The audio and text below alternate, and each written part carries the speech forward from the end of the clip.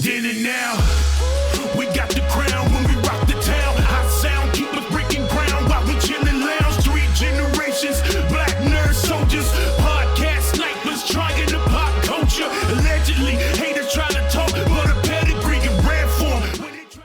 Hello, everybody. You're listening to the Then and Now podcast. Welcome back to another episode of the Then and Now podcast. I'm your co-host, Captain Diesel, and I'm joined with Lelouch V, the Kratos of gaming, and Professor E, King of the Comics, Ethan Murphy. How are y'all doing, my brethren? You know what I mean? I guess there's worse things to be called than the Kratos of gaming. I forgot. The Big Blood Muffin. We couldn't have just left it at being tolerable. Nope. The boy out here just moved, just having to buy like small shit like shower curtains and shit that you don't think that you have to get, but adjusting to the new space and about to get ready for a big year of new shit. Bro, for me, when I moved out in my parents' house, like into my own place after college, I didn't realize like how much silverware I needed. I was like, damn, I don't got no forks or spoons or plates. What the hell? It's all the simple things, man. Congrats, man. We can just looking at you, can tell you're in a bigger space. You have more room. You don't seem as like right on top of the camera with your space. It's so much more comfortable, man. I'm ecstatic. I'm gonna start streaming again. Maybe we're gonna get some stuff going. Look at my son. My man. I love it.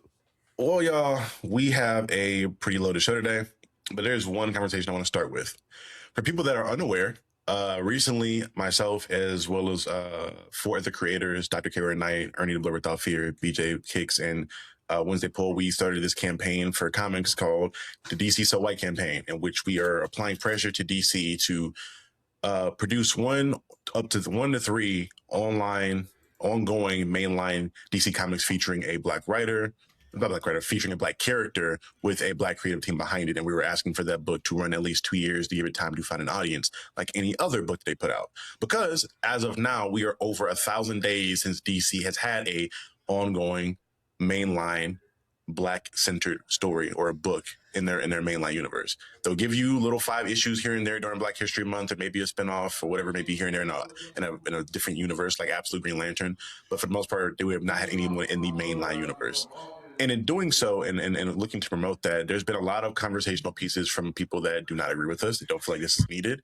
And they have some interesting talking points. I've made videos discussing, rebuttaling a few of them on my own channel, but there's one in particular I wanted to kind of bring here and kind of like a POI type of discussion, where people feel as though that it doesn't matter if you have a person of matching descent writing a certain character, i.e. a black writer writing for a black character, a Mexican character writing for a Mexican character, a Latino character, or Asian, et cetera, et cetera, et cetera.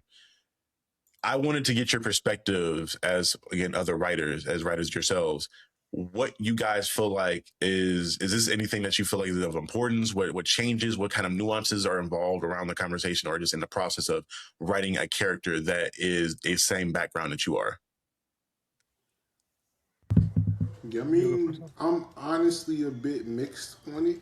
On the one side, of course, to give the max level of authenticity and just to capture the experience within the space. Like, you usually want to go to a person of that ethnicity to have the final say on that character. But I don't think that it is impossible to have someone of a different ethnicity, like at least somewhat understand the experience to try to portray that in a way. Because I mean, we do it all the time, even within our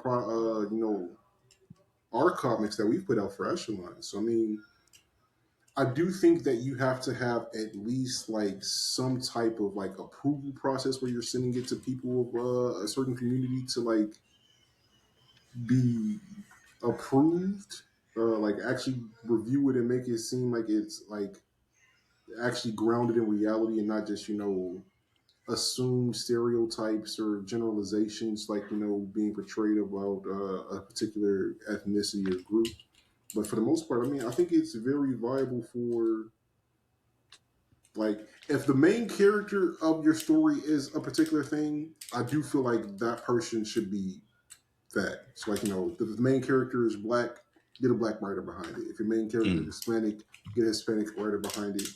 but like that doesn't mean that you can't have like other ethnicities represented within the story and it not being authentic, if that makes any sense. Right. Yeah, I think it's a more complicated issue too. I've written, like y'all know, I've written like almost 200 scripts now, and countless different stories, countless different worlds, and I have all kinds of clients about all kinds of different things. The more you write, the more you have to learn how to get in the minds of different types of characters and different types of situations. Also, you have to do your research. It's part of the course. So if you're only capable of writing someone that's exactly like you in your exact situation, you may need to kind of broaden your horizons a bit. Yes, you're probably more comfortable with somebody that's pretty much in your exact situation, or as someone that's kind of in your shoes. I get that. That's your comfort spot, your comfort zone. But you're going to need to be able to, even like Otis said too, if you're writing a story, the main character is somebody that's more or less your exact avatar. I get that. But you're going to have other characters in that world, in that story, that'll be very different than you, that should be very different than you. You should be able to write those kind of stories for that.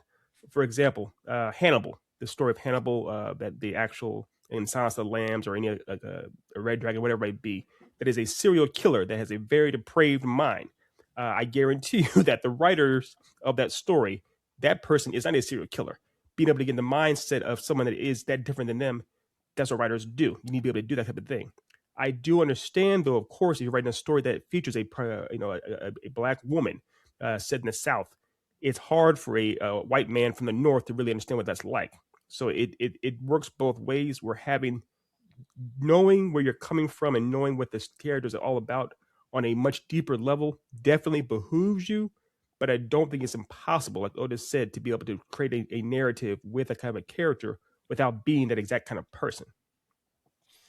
I don't think it's impossible by any means, because even from the aspect of comics, there are writers who are white men that I do think do pretty well at embodying some portions of cultural background. Like Al Ewing is a perfect example, and for people that aren't aware, he's writing the current Absolute Green Lantern stuff right now with Joe Mullane, and he's implemented a good bit of like her own cultural background with her family into the story.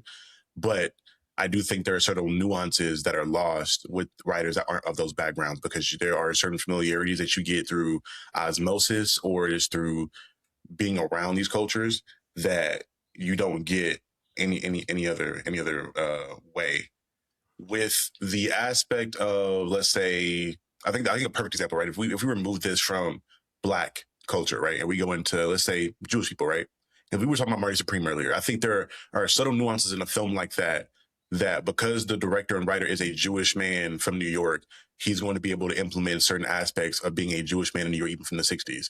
One particular was a story that was shown where it was one of his friends of Marty was talking about how he was in a internment camp, and he was going into or working in the woods, whatever it may be, and found honeycombs. And he took those honeycombs and smeared that honey all over his body to let his friends in the camp lick it off his body for nourishment, because again, they weren't being fed properly or at all in those internment camps. And it's a story like that is a subtle story that more than likely he heard through being around other Jewish men or whatever people that lived and went through the Holocaust, whatever it may be. You can find stories and aspects like that. If you're a Black man, a Latino man that is writing for a Jewish character. But I think it all comes into the presentation of that information and how you speak about the information in the story it's usually an issue when people of a background are writing it. Because I see a lot of different writers as well, when you're looking at something like a Luke Cage or other characters that take a lot of inspiration from like Blaxploitation era, right? They're like, oh, well, he's a character that was created out of Blaxploitation, so I can like do it this side or the third.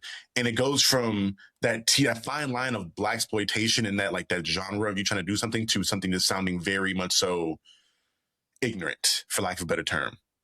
And there's those subtle nuances that usually if you're of a background and you see it, you can call that shot and be like, oh, there wasn't a person behind that.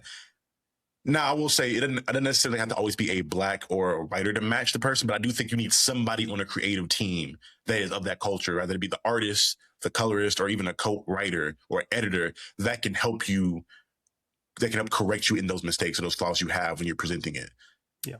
Yeah. I mean, that's fair. I think that's true, as far as, especially if you're getting with a story that does have where the cultural background is involved with that character. Of course, that matters as a big part of it. You mentioned the Marty Supreme is a good example of that. Sinners, that story that Ryan Coogler wrote and told. Obviously, it'd be hard to imagine. No offense, but it'd be hard to imagine like a white writer being able to portray that Scorsese story or as well as it was done. Yeah, so it's definitely having someone on board makes a big, huge difference. But even in that same light, sorry to cut you off there, Eve, like within Sinners, like Remick is also a highly coveted character within that, also written by Ryan Coogler. So like there is like leeway there to a degree, but again, like he did the research piece to make sure that like he was conveying the right information there. So I mean, I feel like as long as you're doing the research and you have like at least like some type of approval process when you're going through it, you can do it. But it does make it complicated when like like if like hypothetically you're writing a series about a group of multicultural people. Like, does that mean that you now have to have like 7 writers to get that done if you're trying to make it completely authentic? I think it depends on if you're exploring those cultures thoroughly. Because I think even with Sinners, right, although Remick was brought in and there was a lot of allusion, there was more allusion to the Irish culture with like some of the music and like historical things in regards to the Christians coming over there and taking over a lot of that land. But he didn't directly commentate directly on that culture. He more so used it as a backdrop or an allegory or a reference. He didn't deep dive into that culture like he did with Black culture. There's a lot of commentary on the Black music and the Black experience that he was able to provide. And I think that's where, especially when you look at a cast like the X-Men, right, where you have a cast of multicultural individuals, you usually don't see a particular writer get deep dive into one particular culture like that unless there's a character that's at the center of it. Like it's Storm is the current leader, or whatever it may be. Maybe she deep dives into like her African heritage and culture in reference to everybody else, or Bishop or Forge with him being Native American. You don't see too much of it. I think that's the best way to go about it in my mind. Is if it's somebody you're unfamiliar with and you don't have any assistance and you didn't do research on, keep things at a relatively surface level to where you're more so providing information about that person's culture than trying to commentate on what it is. If you can't connect that culture to your culture and find similarities in it. Yeah. And obviously, where's the line though? Like, where is like the gap when you like, oh, I've pushed past the threshold of like just featuring this other culture within my content. Now I am actually telling them as part of the story. Yeah, it's a bit more nuanced. I mean, even if you go to something like the age-old story or the very popular character Miles Morales, he was of course created by Brian Michael Bendis, a white dude that adopted 2 Black kids, and that's kind of where the story came from. So the original story of Miles Morales was created by a white guy, and he did, of course, it was his observance of his own stepkids, as far as how that stepkids of his foster children more or less influenced how he wrote that story. Recently, we saw the Welcome to Derry. In Welcome to Derry, there's a spoiler alert to Welcome to Derry, but there's a group of Native Americans in the story, and they have a pretty big influence on the overall narrative. I know, for example, that the actual creators, that Andy Muschietti and them, of course, spent a lot of time talking to them, make sure that they're people from that culture that were on set and everything else involved with the storytelling to help them with that too. So it was a matter of them doing their research, but also bringing in other people to help them tell that story too. I think that's kind of where it goes sometimes. You can do so much research on your own, but also be able to have, like you said, Charlie, having those people from different cultures there to kind of spot check or help you out or help create the narrative too is a big thing. For example, even with Echelon, as Otis mentioned before, there's a book called Blackmore. It was our partner Veronica's. It was her idea for the story. And for that, she basically gave me a lot of things that she wanted. As I was writing it, she would tell me what she wanted or what didn't make sense to her, and help to kind of dictate the story. I couldn't get into the mindset of a true, of a woman as far as being struggling in a world full of men without having talked to a woman about that, regardless of my research. These things do matter, but I do think you have to be able to try. You had to put some effort into it, regardless of where you stand. Yeah, and as far as Otis, your question, like the line, I think there's no like physical or like numerical or any kind of like superficial line you could measure. I think it's more so the people that are represented by that person will let you know if you did it or didn't. Like, I think to your point, women in particular, you see it a lot where when men are writing for women in shows or whatever it may be, you tend to see it in the romances in the way that they see them. I think the perfect example, I don't know if you guys watched the FD Signifier video he did with Tyler Perry, where he was breaking down a lot of the issues he had with Tyler Perry. Oh, 4.5 One of the hours. things that he broke down was like the idea of how Tyler Perry depicts women's the way women sexualize men. Because from Tyler Perry's lens, it's big muscular dudes that are half shirtless with oil up or whatever it may be. And when you look at shows where women are actually looking at men in a sexual manner, the thing is just groomed well, wearing a full suit, whatever it may be, and he's operating in a more of a smooth manner. It's that disconnect of like how we think women see us versus how women actually see men. And I think it goes that way with all kinds of other Tyler things. just picking the men that never mind. Yeah, that's the whole. Don't do that. Don't do That is perfect. We don't need that smoke. That's We a just whole said other 1K. thing. But Don't do that. But you're right though, Dev. As far as the female gaze and the male gaze, to put it simply, Tyler Perry is trying to portray women looking at men through the male gaze, as opposed to them looking at men through the actual female gaze. And actually, what they're actually looking for, what they actually want. Yeah, it's not insightful to people. And I think that crosses over into like cultural back barriers, whatever it may be as well, with whatever it may be. But again, there's no hard line to know or to know if you're crossing that boundary of like misrepresenting a culture. But best believe if you do, they will let you know, and then you just have to take that lump in the chin and learn from that. But I do think that's part of going into the whole idea of just growing as a writer. But 100%. also, I will say that to keep in context of the situation with DC, the fact that we haven't had any black characters for a minute, we should probably get a black writer for that black character if it's been that long since we've even had one. I just prefer that because even though we have a Brian Micah Bendis, which I'd argue like his Miles run wasn't that great. I didn't think we really got a great Miles run until we got Cody Ziegler on it, which is another black man. But that's just my personal opinion. The Miles run is ended over at Marvel, but he was able to create a character and present the culture in a way that he was, because again, to my knowledge, he was able to kind of learn some stuff about the culture through his foster children. I can't remember if he adopted them or what the situation was, but he created Miles because he wanted his kids to have somebody to look up to. So he has a direct reference into the culture living in home with them versus he has no connection to the culture and he's trying to write for this culture. It's a lot tougher when you're not communicating. And for the most part, when I'm looking at these writers, usually can tell when they don't consult anyone of a culture because you see through the language, through the way it presents, through what they're wearing, especially if you have an artist that isn't of the culture, because the artist is going to have imagery of this culture, of this person that's going to only be stereotypical and not be not subtle. Like when you, like something as simple as, I think I found this very beautiful when I read Temporal by Stephanie Williams, is a nighttime scene where you have like a couple like in bed together, like talking about whatever they have going on in the story. And just from the clothes they were wearing, the clothes they're wearing is shit that I either have worn myself. I've seen other black people wear. I've seen like my family wear. Like they're wearing not like particular like type of garb, but in the way that it showcases the way that this black room looks. It very much so looks like a black ass family room. Mm-hmm. And it's something like I can't describe as much as one of those things where like you see, I can point it out when I see it, but you know what I mean. There's just certain cultural things that you just know and just feels like you've been there before. Right. Yeah, that makes sense. Play a little bit of devil's advocate there, right? Like when you are building those hyper nuanced cases to make it truly feel like the authentic experience of whatever that culture is. Mm-hmm. How do you make that marketable to people outside that culture, or is it now you just have that product specifically for the people who that is made about, essentially? Like, is that that's the issue with the fan? That's a white. I'm not say white supremacy, but that's a white issue. Because when you look at any other story, when you look at Spider-Man, when you look at Thor or any other culture, they don't try to make that more marketable for everybody. They let that culture be super what it is, and you just have to impress on that culture. And it's something that as black people, we've been asked to do for so long. When we see a Spider-Man or a Thor or a Captain America, we're asked to impress on those characters, and we do, and we become fans of those characters despite them not having any cultural ties to us.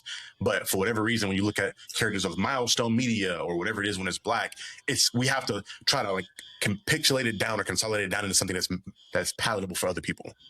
I'm like, if I'm asking you to look at something that's not related to you and find yourself in it. If we can do that and have done that and been forced to do that for years, it should be able to, in theory, it should be able to go the other way around. But that's just me and how I feel like it should go versus to your point, the reality of the situation is white people don't impress on our culture like that. Or at least they do, but they want to take from it. They don't see the people. They see what it is. They see the culture, not the people.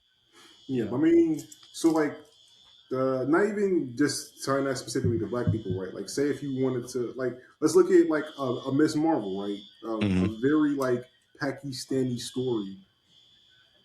Like, I know plenty of black people that resonated with it. I know plenty of like Hispanic people that resonated with it. The white people had their issues with it, but like when you know what the market looks like, and you know that the consumers of that type of content are predominantly white, like where is that balance of like trying to make sure that you're telling a good authentic story and also making it marketable to the people that are spending the money on it? That is, again, that's something that's an editor thing, editor question. Because usually, and what I've learned from my last, I did an interview with Joseph Illich a couple days ago. We were talking about like the role of an editor in a comic publisher, and he was like, "Yeah, you come in and you look at things that may make things difficult for the company or for the character, whatever it may be, and you alter those things yourself. Because usually the writer has their vision for a story." And the editor will come in and make those subtle changes to make it more palatable for another audience. But even to your point with the Kamala concept of Miss Marvel, that was very much so a very Pakistani story, to your point, and people just imprinted on that. And I think that goes to show like my vision on something where you don't need to make things more palatable to, at least the only thing I would say is like from a language standpoint, like let's say this is a film where you're going to have, okay, you have Pakistani characters. You probably don't want to have them speak in Pakistani the entire film or for like 90% of the film because it's going to be an audience that doesn't speak Pakistani watching it, which maybe even then, because we have motherfucking anime is one of the biggest fucking things in the world. And a lot of people swear by subbed anime because they don't like the way that the English voice actors work. So they're able to do that there. So In every country on the planet, 90% of the population enjoys more the dub than the sub. That's not a real thing. It's not? Oh, never mind then. Well, I mean, but so even if you're going with that, I see what you're saying. That train of thought, though, Charlie. The movie RRR. I know you weren't a fan, but the movie RR was a massive international hit.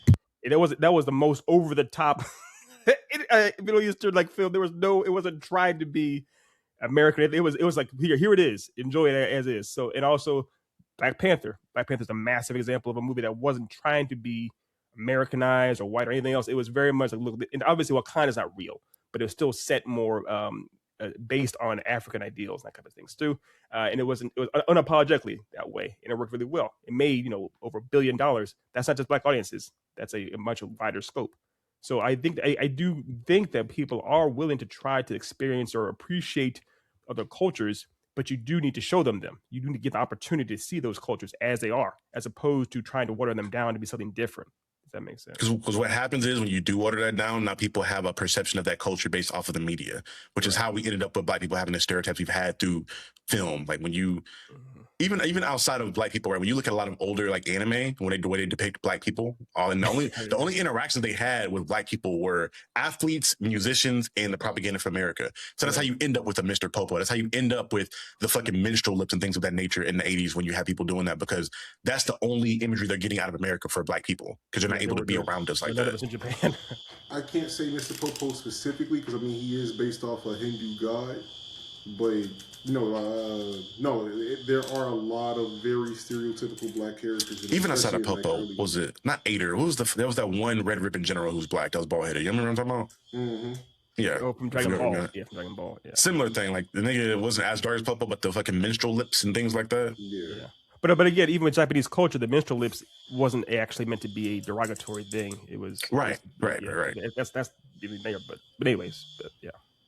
That's how you get that. Or even with other cultures, again, I'll put a lot of emphasis on black people just because that's what I know. But even when you go into other cultures, like the whole concept of like, oh, Indians stink or whatever it may be, those are jokes and things that are perpetuated through media that people just like carry on with.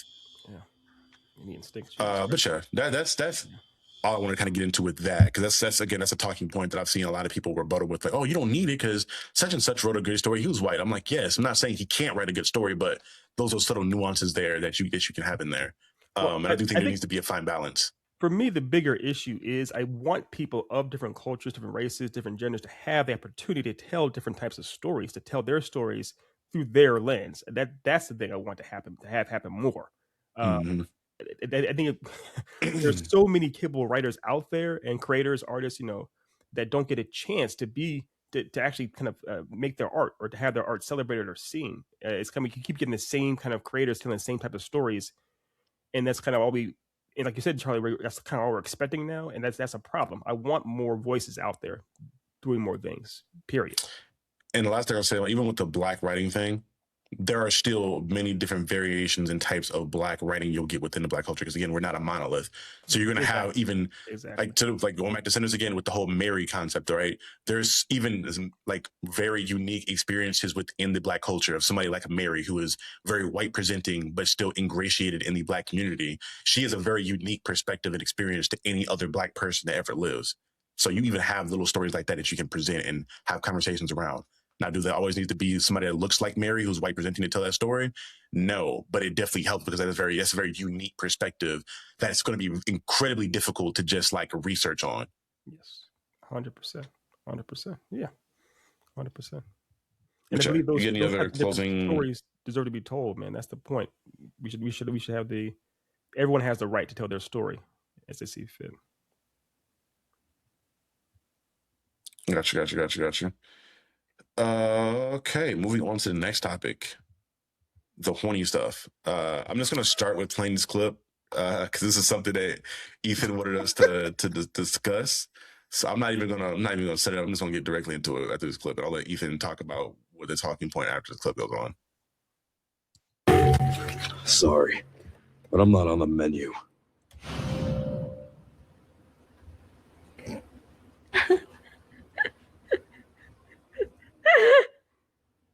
That's so silly.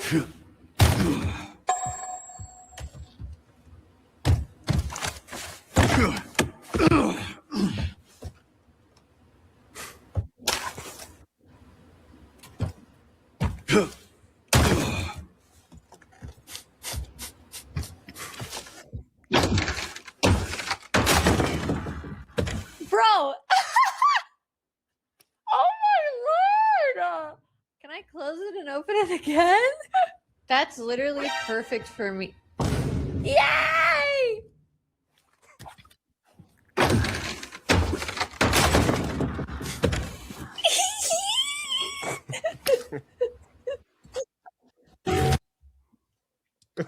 Ethan, you take it away, dog. That is one tiny drop out of a massive sea of women that have been going super duper thirsting for Leon S. Kennedy in Resident Evil 9. Otis knows. See, he also plays Resident Evil games. I don't know what it is. I've been trying to get a handle on it. Women, female gamers, or even people that are into, dudes, what have you, have been going crazy over Leon. And I can't. The only thing I can compare it to, essentially, in more recent years, is something like Gojo, Satoru Gojo, and JJK, as far as people like women openly gooning over a character, just to the point where it's just like, what is happening here? The thing, of course, I've heard some of them try to have I won't say her name, but I do have a female gamer friend who tried to tell me some things about it, because Leon was made. He was workshopped by people at Capcom as far as trying to make sure he appealed to the female gaze. So there are certain things about him that are meant to be very much more appealing directly to female gamers and women. He is an older man, which they like. He's a man that's dealing with his own issues and trauma, which they like. He does have his hair the certain way. He has muscle tone, but he's not too big or bulky, that kind of stuff. But it's and he's dealing with, like, he's trying to help or protect other women and people, those things. But it's also just bizarre how women have no problem gooning over him, as opposed to, for those who don't know what gooning is, essentially it's like, breaking down like the idea of being openly. I won't say too much. Okay, I don't think you know what gooning means, big dog. If you don't know what gooning is, I'll let you kind of look Let's into that. not put an explanation of gooning. I will fair. That's a bad call. It's a bad call. I won't define what that word is, but it's thirsting. It's openly thirsting over a care. And think of it this way, y'all. Think of it this way: if there was a really attractive female character, it'd be Stellar Blade. Stellar Blade. And the thing was, when Stellar Blade came out, though, remember that there was all kinds of amazing pushback and all kinds of heat that we were taking as far as being, for gooning after her. And granted, she was created or looked different than Leon, but it's like it's the same idea. Well, why is there a kind of weird double standard as far as people saying, how dare you look at women or objectify women, but they have no problem going after Leon and putting up mods or he's shirtless or whatever it is. It's a weird thing that's going on, but it's I just thought it was very interesting that that people are very, very openly, blatantly thirsting for this dude. And I haven't seen something like this in a long time. Yeah, I mean, I can't necessarily say I haven't seen anything like it in a long time because women, like, the stuff that they read in like fanfics and other things is like you think men are bad. Like some of the stuff that they find and or create around that particularly, it'll make you blush. I just put it that way. Yeah, women will legit publicly be reading Corn. For I'm gonna get this clap, but they'll read that publicly. And even then, there's like, funny enough, like the more and more I've been around like my homegirls and I hear the things that they pay attention to when it comes to like men being attracted to them, I start to see it in regards to like I don't know if you realize like the whole thing of her like having Buddy jump and do all the other shit is they hear the grunt because they're like really big, like grunting is like a big thing for them, or like subtle like aggressive. It's like it's interesting. Those like the subtle things that they find attractive that they seek in men. Because again, it goes back to the earlier conversation where it's how we sexualize the opposite sex versus how they do it, and there's some certain things that like you notice and pick up on when they tell you about it, but you would never even like. I've never been interested in a woman's grunt. I've never had that thing. It's never crossed my mind before. Right. But a moan, maybe, I don't know. It's subtle things like that. It's funny because I've seen women do this with because to Otis's point with the fanfic, the amount of fucking was when I was going around. It was Brojo. It was a picture I saw going around of Gojo and brothers. Getzo as like frat brothers at a frat house, and women were like going insane about it. And it's literally just them, like as frat boys. But they love it for whatever reason. That one I'm still trying to like understand what it is, because to my knowledge, women hated frat dudes like that. So I'm like, all right. And keep in mind, this isn't like a white woman thing. This is like a women thing as a whole. That was just one. This is a woman thing. That was one. So it's interesting. It's interesting. Yeah, it's going to with Tyler Perry, the idea of the female gaze versus the male gaze. So it's a much more nuanced thing. Also, you said women reading Corn. That typically is, or my ex-girlfriend used to talk about she loves reading smut. One thing they actually like to read it. They're much more as opposed to visual with the idea of the seeing rippling muscles. No, they actually like to read the story and kind of get into the characters, that type of stuff. Even with Brojo or Satoru Gojo or Geto, whatever it might be, those characters, the original portrayals of Gojo, he wasn't like with his shirt off. He wasn't had a whole bunch of rippling muscles. It was him, just his actual aura as an actual person that appealed to them. So these things are there. Even Joel in Last of Us, they do thirst after him. He's a guy running around brutally killing people. He's all kinds of trauma, things like that. These things that appeal to women. I mean, I wish we had someone here to talk about this more, but these things are very different than what they are for males. So it's kind of, if you are aware of that and if you're able to kind of put that into your game, it's inevitable you'll have, fans flock to it. I'll put y'all on game as the watchers. One thing that I've always heard my homegirls talk about, they love for whatever reason.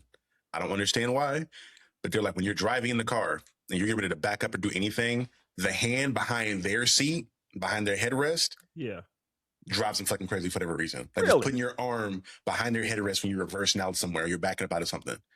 Really? Like not touching them, but it's putting it behind their headrest. Yeah. My homegirls like, it makes me lose their mind. Or like even like standing in a doorway in a certain way, like leaning is like a thing. Like it's really subtle things. But I'm like, hey, I'll take my notes, nigga. I mean, it's a future reference, but they even have what they call the doorway test, where they're like a guy that can fill up a doorway, essentially. That's where essentially you're big enough to like fill the actual doorway space itself. So I hadn't heard the reverse hand over the. That's cool. That's a cool one. Man, we are very simple beings, and I think we have our own versions of these things, but they're a lot more surface level and not as detailed. Oh, she got ass? Oh, that's crazy. If is the ass is there, she bends over so you can see the down her shirt or just see the ass being prevalent. That's it. That's enough. I will say, there's been a thing awakened in me like the last 5 years of like women that just know how to talk to you. I've encountered women that just know how to like manipulate men by speaking to you in a certain manner. It's like very much like very Bayonetta coded, if that makes any sense. Like that very like it doesn't even have to be like a light. It's like it could be even like a more rough, deeper voice, but she just knows how to like be soothing with how she speaks to men, and it's interesting. Like again, I think Bayonetta. I'm blanking on old girl's name from Marvel vs. Strippers have Capcom. mastered that. They're very efficient at it. They know what they're doing. Yes. They'll make you think. Strippers will make you think that they love you for that whole 45 minutes. The moment you run out of money, bye, nigga. but what's funny too is, so we're getting to Bayonetta. Bayonetta was created by a woman, essentially, the game character, and she was basically the whole idea behind it was it was a dom. She was very much a dom, and there are so many men and gamers, especially, that want to be dominated, essentially. So that's why she talks to men like she's in charge. That's the whole basis for her. Yeah, she's beautiful and everything else, but she's very much like, no, I am in control here. You're gonna listen to me, and that's it. And guys like, yes, ma'am, yes, please. So they know what they're doing, man. They know what they're doing. Yeah, that's interesting. Again, do you realize it's going to be such a perspective coded episode? But I guess it's kind of on brand. Fair. That is on brand, man. It's all about perspective. It's all about perspective, man. But yeah, to your point, we got to get another woman on here at some point to kind of break down some of these things, because I would love to bring this topic back up with an actual woman here that can, particularly one that like loves to read smut, so they can like break down some of these things. I got the perfect person. I'll get Ashley on here. Oh God, yeah. As soon as you said the person, I'm like, oh, I know what you're talking about. We may have to make sure we get this shit rated ahead of time. Make sure people think it's going to be a rated R episode. That's a good. I wonder if our friend Dr. Knight, she must have. Kaori, she just She is very much. She has no problem talking about that deal. That's my nigga, but gooned out. Yes. But yeah, let's move into the last topic of the show, y'all. But again, this is what I'm gonna let Otis introduce, because I don't know where y'all want to take this conversation. So, if you didn't know and you've been somehow living under a rock, the second season of the live action One Piece has been released, and it's got definitely reviews all over the place. People kind of knocking it for the diversity of some of the characters. They're not happy that, the Alabastans are now essentially being shown as Middle Eastern and darker skin, so that's been a bit of pushback there. I feel like the characters were always written to be kind of like what they were. It's just, that's a whole other thing, because, like, how can you be mad when Oda is literally the person, like, of making these final approvals? So that's neither here or there. Before, I do wanted to do, like, a mini review of One Piece season 2 so far, but I also wanted to start the conversation with what are some properties that you think will actually translate well from an animated media to a live action media? Yeah. I mean, you mentioned too, Brody, that it is very much, Oda is very much involved with One Piece. So that's in a way, as far as a live action goes, live action translation or adaptation, it's about as good as it's going to get. Because at least if you don't like it, that's fine. But it is pretty much his vision of things. Kind of like George Lucas with the prequels. That is very much George Lucas's vision. You don't like it, cool, but that's it. You can't say that's wrong. And also, even before with Alabasta was always meant to be clearly where the way that world is written. It's meant to be in the Middle East. There's no doubt about that. So I get that she may look darker skin or whatever, but it's very true.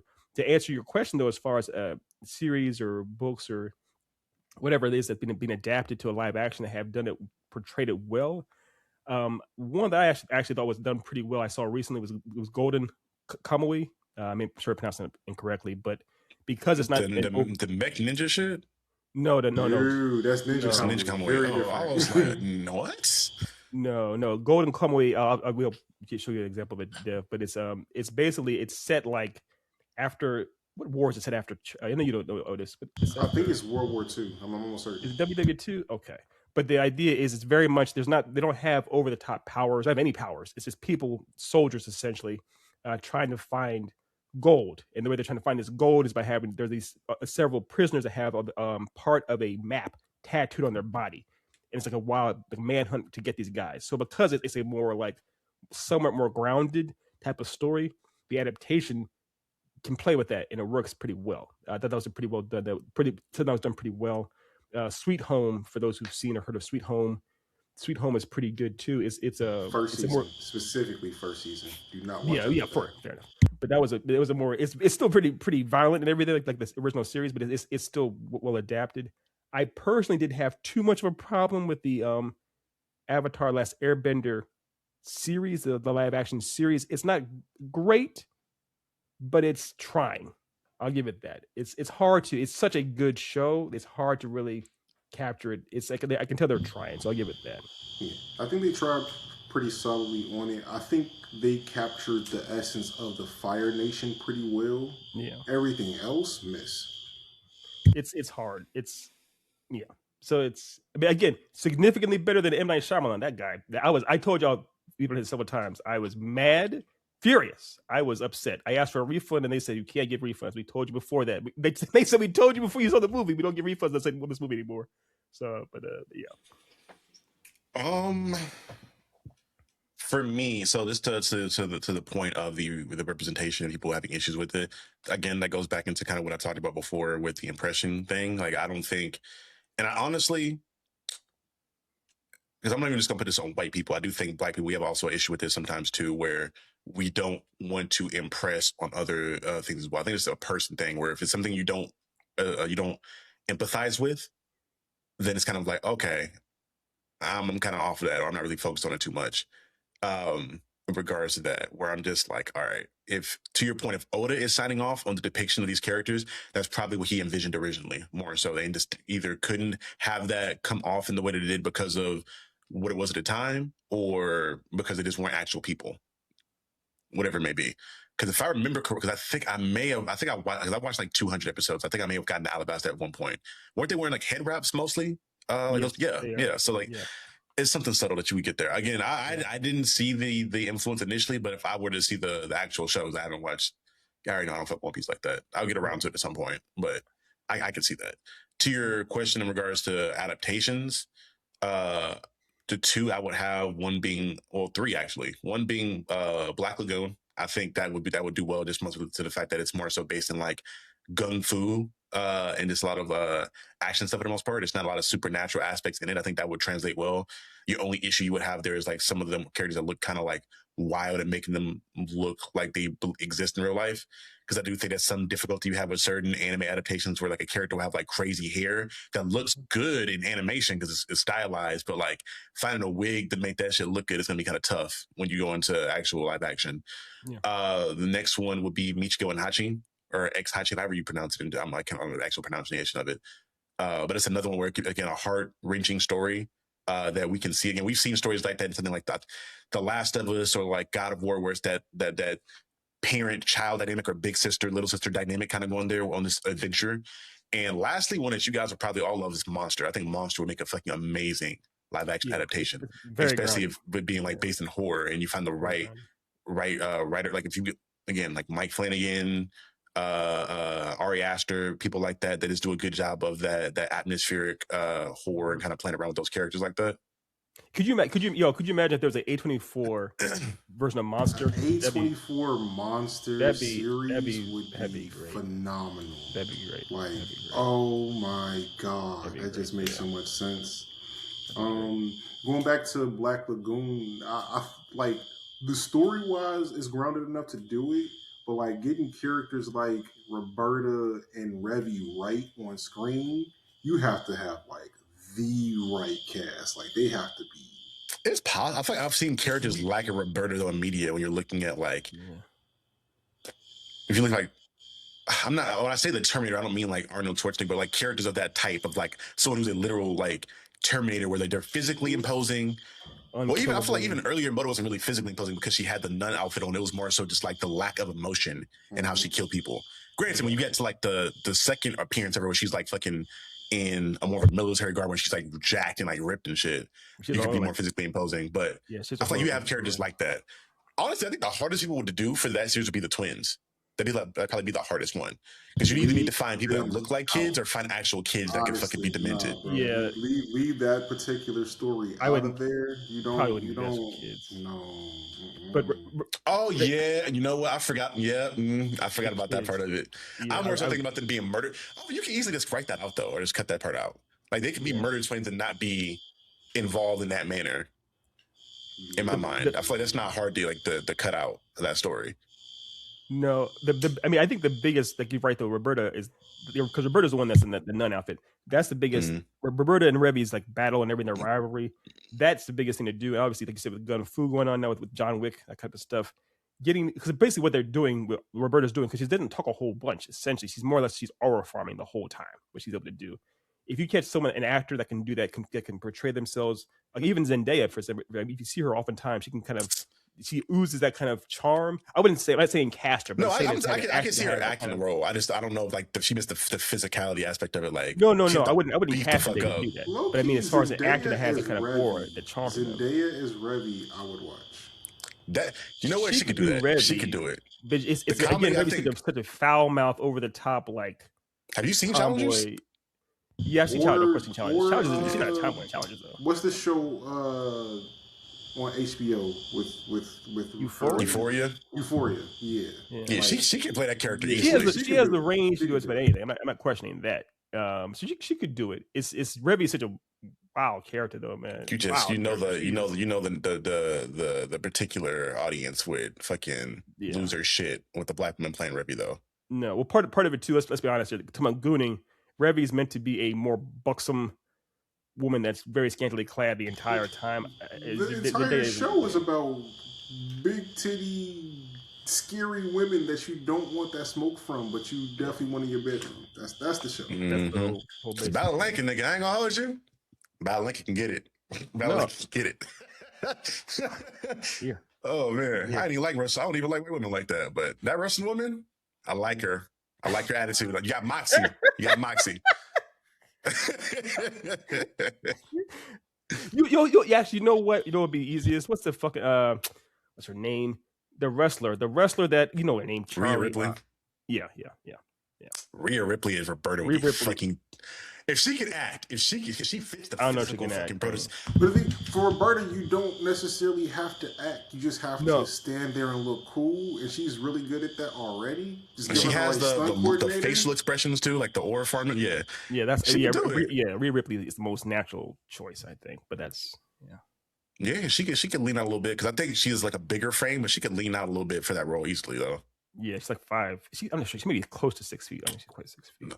She like Rhea Ripley's like 5'9", 5'10" probably. 5'10", But granted, she's always wearing 5'10". like boots in the ring, so she's like taller than what she probably is. Yeah, she seems menacing, but Wow, it's fuck. Again, that's the one thing I will always give like WWE superstars is like if you can learn how to deliver lines well, they can have the potential to be some of the best actors of all time.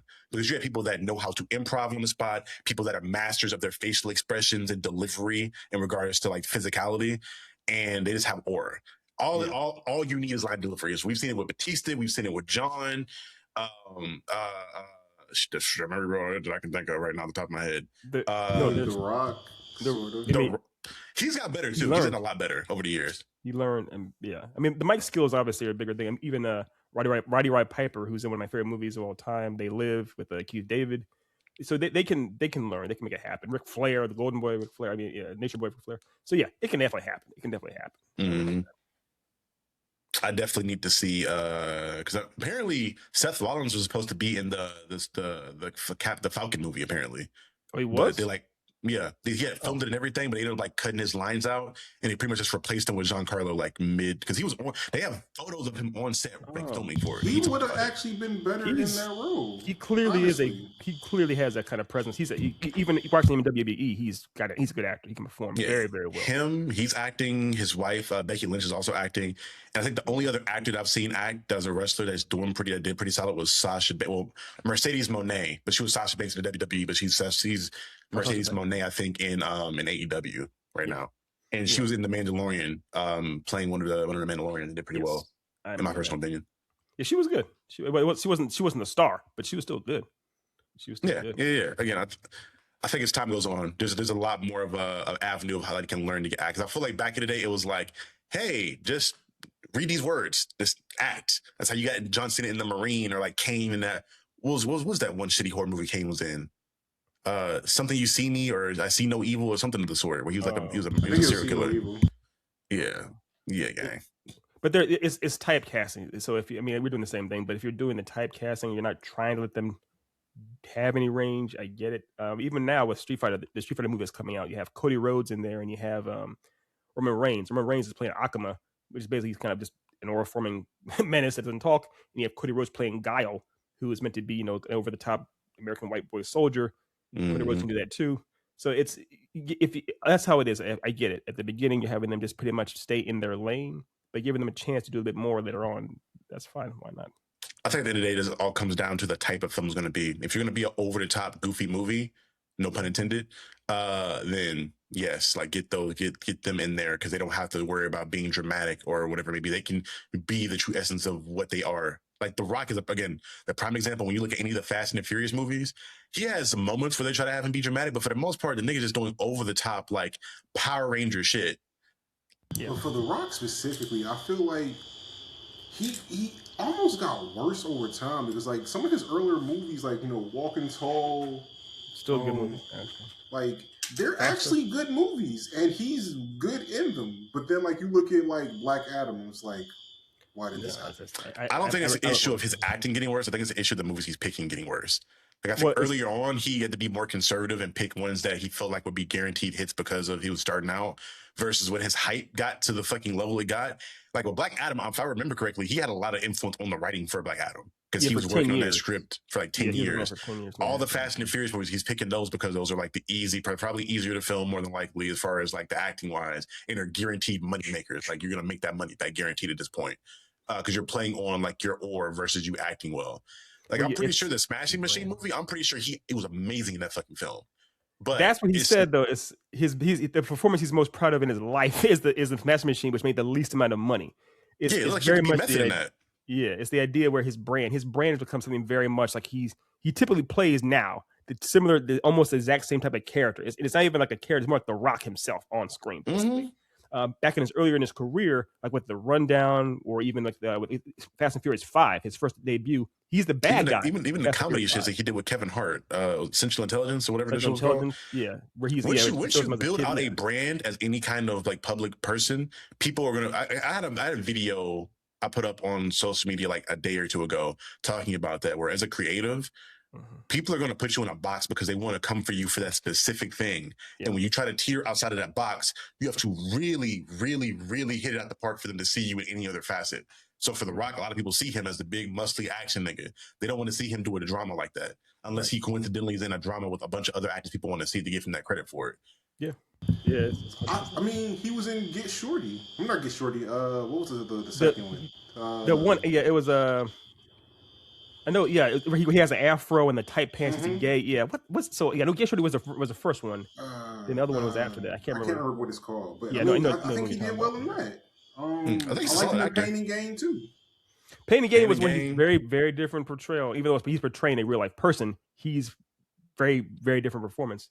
But the thing is about those, Otis, even with that, is those performances, even though they're more nuanced and show more range, they didn't make as much money for him. It's same with Adam Sandler. Adam Sandler, his bread and butter comes down to him being kind of a goof, over the top goof for the most part, playing kind of a similar role. He has chops. You've seen him as far as things in Hustle, or even like Uncut Gems, where he can do all kinds of things. That's my favorite movie by him, but I'm biased. I like basketball.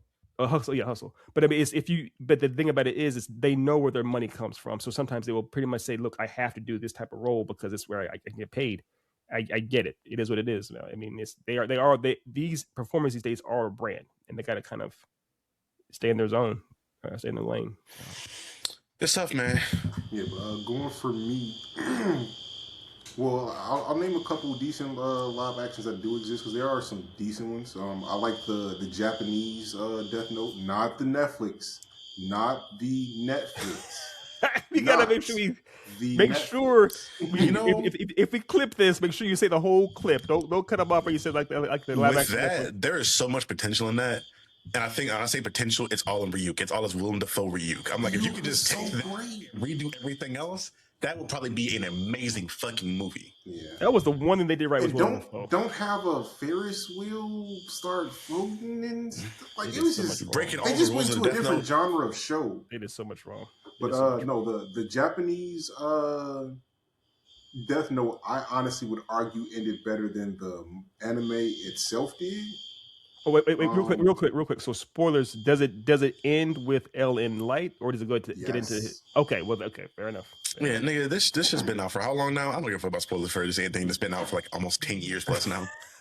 Well, I'm talking about spoilers for the live action movie more so than for the. I was about to say, like, nigga. Yeah, I know. We all know that. Yeah, if you haven't been able to find that one, I highly recommend looking it up. It is significantly better. Like it's not even in the same stratosphere as the Netflix one is. And honestly, again, I would argue that it's better than the original.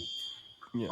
Another one that kind of like went on the radar is Parasite the Grey. It's a Korean live action version. I saw that. I knew. Yeah, I know it exists. I haven't seen it yet. It is good. The only thing that threw me off at some of that is just the CGI for the special effects. The CG, and I was like, it wasn't top tier, but like if you compare the CG from that to like the Attack on Titan live action. Yeah. It's a horror, right? It's a horror movie, horror series, or whatever. Yeah. Okay. I know horror. I know Maximum. Like Maximum's horror series. It's kind of more adjacent to like the Resident Evil movies, like tonally speaking. Okay. But just better written. Okay. Actually written. Stuff like that I find tough because in a similar fashion to why I find like the Last Airbender thing tough, where it's like the main drawing point in the action is very fluid in the animation. So when now you go into this thing to where it's CGI and it's not as fluid, it takes me out of it. And it's only because I've seen what this looks like in its best form. So now I'm looking at like an inferior version of it. Yeah. Like, because to your point, even the Last Airbender, there are things that they added in that I thought was great. Like the scene they added with Iroh and Zuko, where they're at his son's funeral. Oh, that would have been fucking beautiful to see in the actual show. If that show was just a firebender show, it would be phenomenal, actually. Like the dynamic between Ozai, Azula, and Zuko, seeing that was great. Yeah. Seeing, of course, Iroh, seeing the interactions between General Zhao and Zuko, and like that part of the show was top tier. If they did a Last Airbender Tales of the Sith, like they did with Star Wars, where you're just seeing all the things that have like side stories in that Fire Night, that'd been fire. Like Tales from the Fire Nation. Yeah. But as for one that I would love to see brought over from animation to live action, is Kingdom. I think that if you take that and then put the level of quality behind like a Game of Thrones into that, oh my God. The series naturally inherently already has some of the best storytelling and character development that I've seen in manga. Translating it to like a live action form with an actual budget and like really people that are invested behind it, I think that you can clean the scale. It is like it is like Game of Thrones, but it does have actual lot of actual gritty combat too. The animes have been rough. It's one of those rare examples because it's Chinese, it's not Japanese. So it's one of those rare examples, right? Where Japanese, it's just a Chinese story. Chinese story. Mm-hmm. But it's one of those rare examples where I tried to watch it as opposed to read it and said nope. So I actually reading it's a lot better. It's hard to. I can't watch that anime. It doesn't do it for me. But real quick, we brought up the Last Airbender a couple times. I don't know. Have you guys seen this yet? The announcement for the adult Avatar series? Of course. Yeah, of course. I have. Well, that's a series because they announced the movie for it. Is it a movie? I didn't know if it was a movie or a series. I just saw the art. It's a movie series. Like it's a couple movies. Yes. It's a trilogy, I think. It's a trilogy. Yeah. But they finished, I think they finished the first one, right? That's what it is. I'm so excited. I'm so excited. I really want if it follows, because they had a whole comic book series that took place after. I think it's going to follow some of the comics here. Okay. Like we're probably going to see like Zuko's mother and her getting actually brought to by what was it, Ko? I think was the demon that got her. Okay. In that whole situation. Yeah. It's gonna be dope. I'm excited to see more of like Aang. We saw a lot of development from Zuko, but I feel like there is a tinge of development from Aang, from like being childlike to like a mentor, that I really want to see. I think that's the one last like development of his character that I feel like we didn't really get to see. We saw kind of like jump there in some flashbacks, and we saw him kind of be that in like spirit form with Korra, but like seeing him go from somebody who is a kid-like person who has whimsy to like a mentor and a leader. I'm like, what does that development look like for him? Because I feel like for the most part, a lot of the leadership came from a Zuko or Sokka for the most part. Yeah, it was Or definitely even Zuko and Katara. Sokka, 100%. Yeah. Yeah, sometimes Katara, but mostly Zuko and Sokka. Aang was kind of just like, I'm here, guys. I'm doing shit. Like, Because they this were is my obviously job? older. Got it. He's 12 in the story. He's like 12. He's 12, I believe. Yeah, I think by the And end of the they're show, like- he's like 14, maybe 15. Yeah, by the end he's like 14 because it's a year passes. So it's yeah. But I think you're right. That'd be cool to see that actually kind of to see him go transition into the mentor role or figure. I don't know how much time they're going to cover in those 3 movies, but it is very interesting. Because also the one time he has where he does talk at the end of season 1 of Korra, when you do see him kind of as that mentor figure, he's very, very good at it. Essentially, it'd be cool to see that portrayed. And then every time Tenzin talks about his dad, That's the big thing for me too. Him as a father, because we saw that episode where like Tenzin and his siblings had that beef where they felt like Aang was favoring him. I want to see, is this something that Aang was seeing in time that he tried to fix that he never got a chance to really like get across, or was it, I'm curious because especially I feel like we didn't see like any of Katara damn near. We saw her do shit as an older woman, but I didn't see like any of like how she changed from like her as a young person to her as an older woman. I want to see. We like basically Katara as a just mother. saw her essentially be her grandmother. Like she was only just the her very grandmother. sparingly too. It wasn't around that much, but it was. You're right though, Dev. The idea of seeing the kind of, which I get it, the beef essentially, but amongst not beef, but the issues, the daddy issues they had, because essentially if you have one airbender, if Aang, I mean, I get it where Aang's coming from. I have an airbender child here. I need to make sure he's taken care of to carry on the entire kind of airbending race, so to speak, or nation, so to speak. I get that. And then he has a Boomy, and then it was I can't remember the daughter's name. But oh my god, I'm blanking on that too. It's gonna kill me. But I get it. He probably wasn't trying to show too much favoritism, but he had to make sure that Tenzin was taken care of in a different way. So it's a it'd be dope because even with Toph, we probably saw the most out of Toph. I still want to see like her struggles, like going through like being, because it make it seem like she was a single mother for a good point. So I'm like, again, I don't know what they're going to cover because I think again it's still a kid's IP technically, so I think certain things they can get into. But there's like, I just want to see these kids deal with adult shit. Like I want to see how they grow into adults. I'm so excited for that. But it's very much one of those things where the same as Batman the Animated Series or most Pixar movies back in the day, it is kid friendly but not made for kids. Let's keep it a buck. The original Avatar was set in a war, a 100-year war, so to speak. Then Korra dealt with severe trauma. There's a part where Korra Korra goes through 3 years of brutal depression, can't get out of a wheelchair. It is not exactly the most saccharine-esque. It does deal with some serious shit. So I can't imagine. It's more of like the show's growing with the audience, and I think they've been doing a good job of like letting the content and subject matter grow with the audience. Exactly. So as they get into more adult themes, I'm pretty sure, same as the Harry Potter back in the day, where the books grew with the audience. I'm pretty sure they won't scale things back. I can't imagine they would, because it has the OG writers and creators on it too. So because even like the latest of Gen Z that probably watched the show, and like my age, were probably like mid-20s at this point, more than likely if you watch it as kids.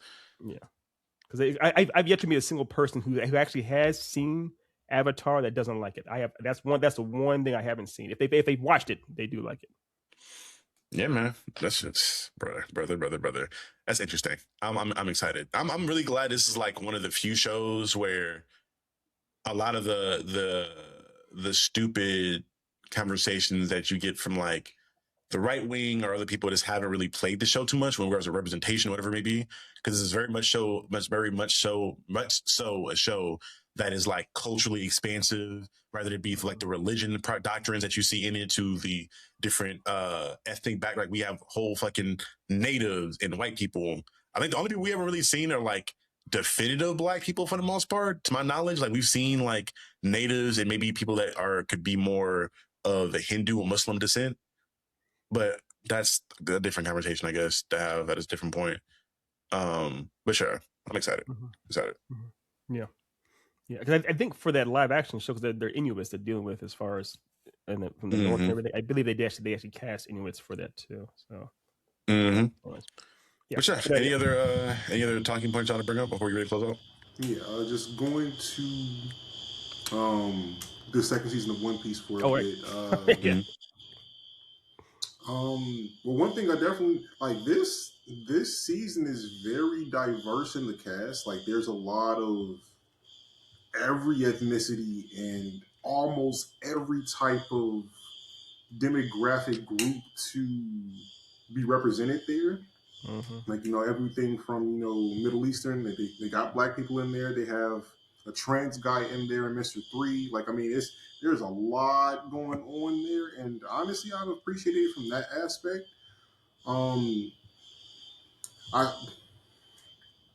Executionally, I still am not like in love with everything they've done, but I do appreciate the level of work that they put into like trying to make it an authentic experience and recreating like well-known scenes and like iconic scenes from One Piece in a way that is equitable to real life but still true to the characters. Like, I mean, there's a scene where you get to see Zoro take on 100, I saw an interview about Episode number that. Where 3.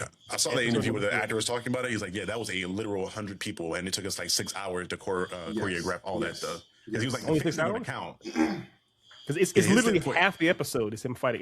It's crazy. I get it, Charlie. You're a fan of the show. That's fine. I would say just watch that. Just watch from episode number 3 halfway through it all the way to the end. It's just I got no him issues fighting. with the show. I just got to get through again, once I get 200 episodes in and it just hasn't grabbed me right away, and I keep hearing people, "Oh, you got to get to this arc and that arc." I'm like, "Bro, that's like I do 400 think episodes that in." the live action series does a much better job of like streamlining and actually connecting the series. The pacing is Like, the pacing is honestly really well done. The pacing is amazing.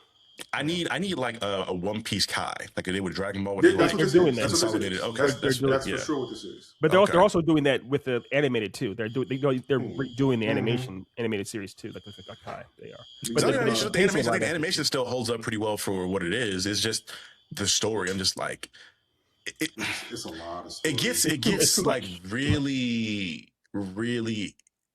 I'm not gonna say repetitive per se. At least in that first couple arcs. Sure, repetitive. It's literally the same formula from island to island, just in different settings. Yeah, and none of the characters I get introduced to outside of the main cast. Like, I think Nico may have been like, at least up to the point that I was at.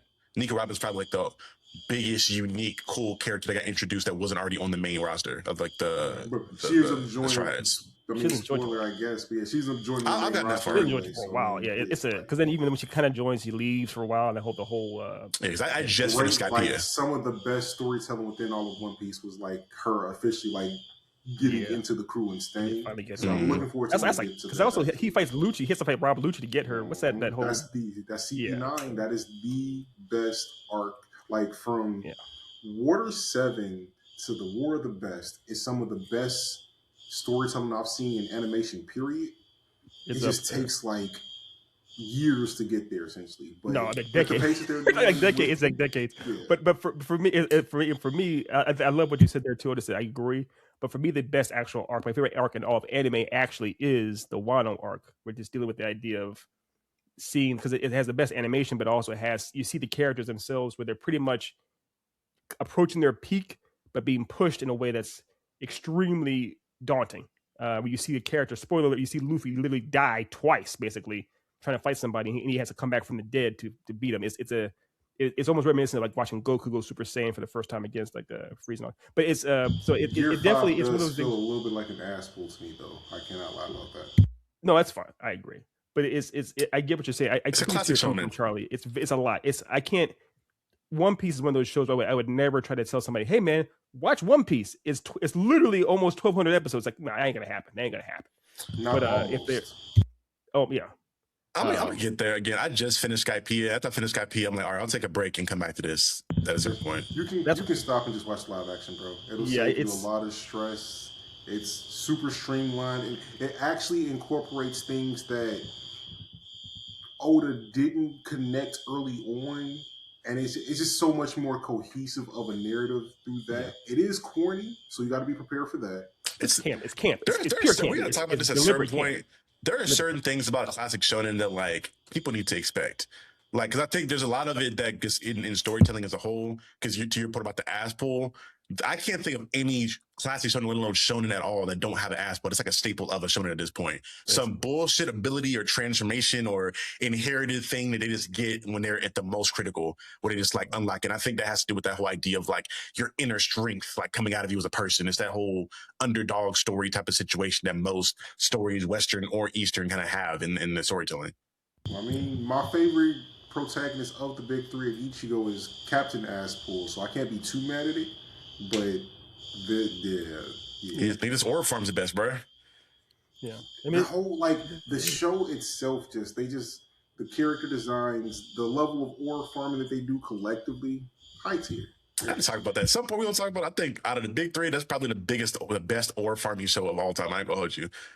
That was the whole basis, though, because it was because the thing with Gacha, how to pronounce it, Charlie? Gacha Yakura, right?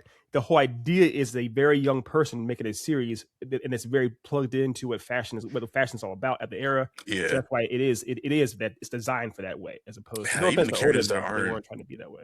Even the characters that aren't fashionistas, again, I already know how I get done about my nigga Kenny boy. Like, as a dude, it's just like his whole thing is this massive motherfucker who likes to fight. And the way he presents that, like, I always go into it. I'm so excited to get to see this nigga's Bankai, but was just seeing his Shikai and the fact that this nigga cut a meteor in half, and this character's whole thing is that whatever his imagination is, it's reality, and the fact that he scared this nigga. Like, keep in mind how fucking insane this is. You terrify a nigga so much that he imagines you as a demon, so that you become a demon to that nigga that can cut him. I'm like, that's like the epitome of aura farming in any story I can think of, where the nigga can do whatever he wants to do in his imagination, but you scare that nigga so much that he sees you as a demon. I'm like, that's fire. That's funny. He says, you can't imagine something I can't cut. Yeah. I'm like, bro. That's that scares you that much? that riddle with that God riddle. Can God create something so heavy that even he can't pick it up, type of thing? Yeah. That shit was funny, bro. Yeah, or I do love how in more recent years, especially with anime and show and manga and animation in general, how aura farming has become a bigger factor of that, especially since the Vincent Chasnard era, as far as animations itself, as far as trying to portray aura farming in series. I think it's always been a thing, though. It's literally always been a thing. It like, has, Piccolo has been aura farming his entire existence. Of course, like even Fist of the North Star in Astro Boy to some extent. But as far as like where the audience themselves appreciate the aura farming and kind of want that to come into it. I mean, you see Gojo go purple. That was just him. Like it's not trying to tell a story. It's like, I'm just going to aura farm here. It's a bigger part of the actual overall presentation now that has it. But I argue even before then, though, like when you're looking at like Western media, right? When you're looking at comics or just like, it's like the idea of Superman with a fucking pose where he's like with his chest to the sky. That's all this aura farming thing that just gives you that whole feeling of like, oh, he's a super strong guy with the symbol of hope. Like it's even outside of like the fiction or like the nerd genre, where you're looking at something like a Walker Texas Ranger or any of that stuff. It's all aura farm. It's always been a thing, I feel like, in any kind of visual medium. Yes, it's always been aura farming. Yeah, like always. Yeah, I think it's just gotten better. I think maybe it's me because I'm an old person too, but I feel like it's gotten no better over time than it was before. And this video we need to do at some point is like all pick our top 3 aura farmers of all time and like pick the best moments. Because I'm like, the Piccolo moments, nigga, are kind of iconic. Piccolo is top 3 aura farmer all the time. If you're going, Piccolo, especially in the movie, the original 13 DBZ movies, there's a part where he's like standing on, he's always like standing somewhere in the distance with his cape flapping. That nigga in the Broly movie, in the first Broly movie, on the top, we're standing there like, damn, y'all niggas getting fucked up, huh? Like, how many times has he appeared, arms crossed, facing away from the battle? It's like, not even watch what's happening. Not even watch what's happening. It's always like Gohan about to get fucked up, Mr. Piccolo. Oh shit! I got you, little nigga. You know I'm always here. Fuck you talking about? That is baller, man. I love it. I love it. But yeah, y'all, this has been another episode of the Then and Now podcast. Before we get up out of here, you guys have any church announcements for the people? The tickets for LoreCon are officially on sale. Go to either blurred.com or lorecon.com and find out more information and get yourself to North Carolina and join us for our first ever con. Yeah, I will be And there. for the We'll all folks, be there. Some other big creators in the comic space and the nerd space will be there as well. It's gonna be a good time. I'm excited. I think I'm gonna be on hopefully 2 panels probably. at least. What's the exact date again, Otis? For the September 26th. September 26th and 27th. The last Yeah, one in yeah. September. And for those who don't know, we are all pretty tall dudes. We may seem small in these chairs. I think I'm the shortest out of the three of us, honestly. You're I think 6'2", me and you are close to the same height in there. You're close to it, but Otis is tall. So if we kind of surprise y'all, we apologize. We're tall. Yeah, it's gonna be fun. I'm excited. I'm really excited to get out there at a con, especially like with us having like official like booth. I mean, we've been at different cons and we've had booths before, but like having a space that we are planning for ahead of time. We have books that are curated for that specific event. It's gonna be it's dope. I'm excited just to get out there and meet the people as well, because I think this is gonna be the first one where I've had like probably an official audience, I guess, as far as the channel goes. Because I guess I got niggas that are driving 2 hours to buy my book. I'm like, let me make sure I promote the con ahead of time if I got anybody in Carolina that's going to pull up. Also, watch the channel. by September, you'll have book number 2 will be out. We'll have a lot more titles out that come out. Book 2 will be this out. year. I'll have September. at that point probably 10K or more subs on the channel. Yeah. I'm like about to be at 9K soon here. Yeah, bro. It's gonna be a great time. 2K subs on this channel. By then. Yeah, we'll probably 2K on this too. Yeah, we just gotta again stay consistent with it. One other thing too, with the church announcement this weekend, tomorrow, whenever this comes out, but tomorrow, Sunday, the 15th, is actually Oscars. The Oscars. Oh yeah. So I'm curious. I'm very, very, very curious to see how our boy Michael B. Jordan does. Obviously, Sinners and everything else. Yeah, for anybody, that's another announcement. For anybody that isn't aware, I will be doing like a live stream of the Oscars in my Discord for the Captain Diesel's Discord. And I'll do like a live stream on YouTube showing the reaction, but the actual like video itself, if you guys want to watch it with us, you can watch it in my Discord with all of us. And we're gonna be doing an Oscar watch party. Yeah, so it's we'll see. I'm not sure if y'all are gambling types. If you want to put some money on it, they're gonna host Sinners. Sinners will get like an award or two, but the main thing they're gonna. I'm calling this now for like let's say the best leading actor. They're gonna hold Michael B. Jordan, and it's gonna go to Timothée Chalamet. You think so? I don't know. He in hot water too right now. I don't know. He in hot water, but I don't know. I mean, I'm not gonna say what I want to say. I'm not gonna say what I want to say. We'll talk. We'll talk off stream. We'll talk. But I really I would. Man, I can't imagine. I would love for there to be that bit of a shakeup where Michael B. Jordan actually does win.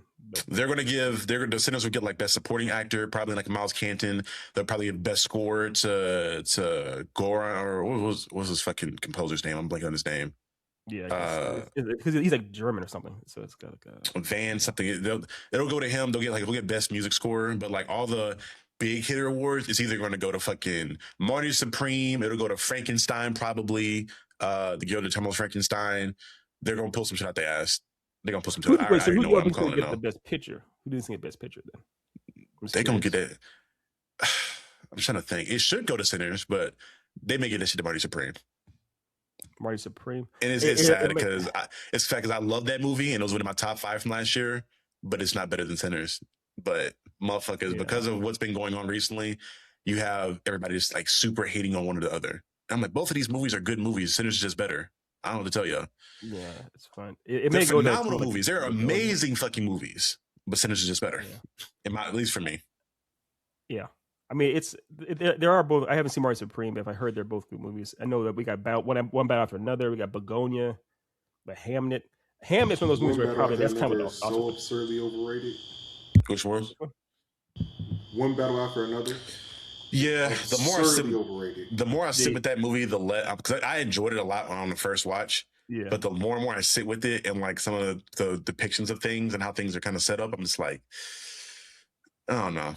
Because I talked to Ethan like 5 minutes after I saw the movie, I enjoyed it thoroughly. Yeah. But the more I sit with it and the more movies came out, I'm like, I figured it was gonna be Oscar bait. I knew for a fact Hamnet. When I saw the trailer for Hamnet, I'm like, yeah, this is fucking a Shakespeare movie. This is Oscar bait like fuck. This is Oscar bait like fuck. Pure Oscar bait. Pure Oscar bait. Begonia. I'm not sure if y'all saw Begonia. Did y'all I see haven't Begonia? yet. I wanted to because that was the Emma Stone one. I wanted to see that one. I ended up not because the date I had at that point in time was not fucking with it. So I ended up missing it in theaters. I just haven't sat down to watch it after the fact, which I need to. I'll probably end up doing it tonight before the Oscars tomorrow in case it does get an award. Yeah, it's on I think it's on Peacock or one. It's on one of those things you can watch. Yeah, on. I'll either watch. I'm gonna watch Begonia. I'm gonna watch Frankenstein tonight. Okay, yeah, Frankenstein's on obviously Netflix. But I was with Begonia. I was kind of like I was in. Yeah, I won't get into spoiler in there, but there's a part in the movie where it kind of takes a weird turn. I was like, huh, and so it's I don't know. I'm curious. I love me some Emma Stone. So I'm down for it. Matter of fact, I want your opinion. Let me know whenever you watch it. Hit me up again, Charlie. Let me think about the ending. Let me know what you think about the ending. Gotcha. Yeah. All right, y'all. This has been another episode of the Then and Now podcast. Thank you guys so much for tuning in. Thank you guys so much for the support. Because again, this is the first official episode that we've all three been on for since we've hit 1,000 subscribers on this channel. Long time coming. Channel's been going strong for like 6-7 years, damn near. So you guys have seen us in many different eras, and thank you. Big, like I remember, like when we first started, like 1K subs was like the big goal we had for the channel, and officially hitting that now is amazing. So thank you guys so much for all the support thus far, and for any other continued support we get in the future. But this has been Captain Diesel, Lelouch V, and Professor E, King of the Comics, and we will see you guys next time. Peace, y'all.